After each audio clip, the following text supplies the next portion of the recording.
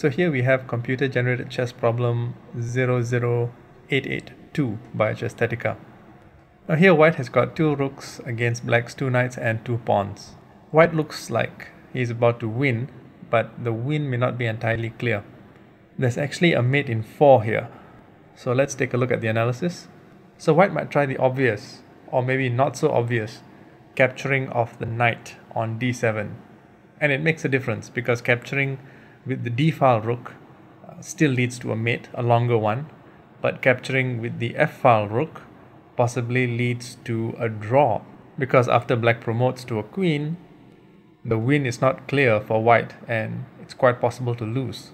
But capturing with the d-file rook still allows white to mate because there's a threat of checkmate on h7. So after, for example, knight to h6 check, king to g6, black wins the exchange, rook captures f7, king to g8, rook to e7, king to f8, rook captures e5, and after black promotes, white simply captures the queen, the king must move, and then white checkmates.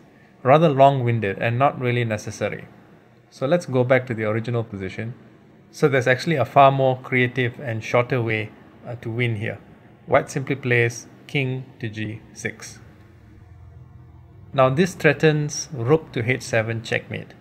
If, for example, knight to f8 check, well then white can win with either rook capturing the knight and then it's mate on the next move. Rook captures g8.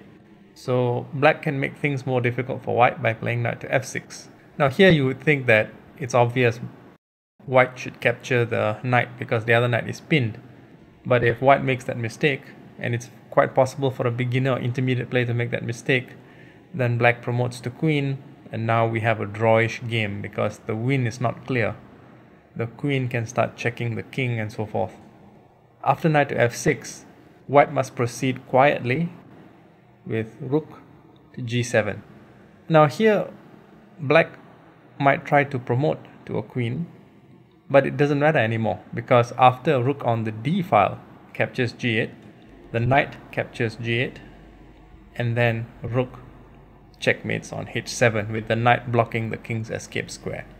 So here, white must be careful not to capture with the g-file rook, because if that happens, then after knight captures g8, white is actually lost. So let's take a look at the solution again. White's moves are very precise and the finish or the checkmate is a lot nicer than alternative play. So king to g6, knight to f6, a quiet but calculated move, rook to g7. Black can play anything. Promotion to queen would be the obvious choice. Rook on the d file captures g8. Knight captures g8, this is forced. And rook to h7, checkmate. I hope you enjoyed this one. Until next time.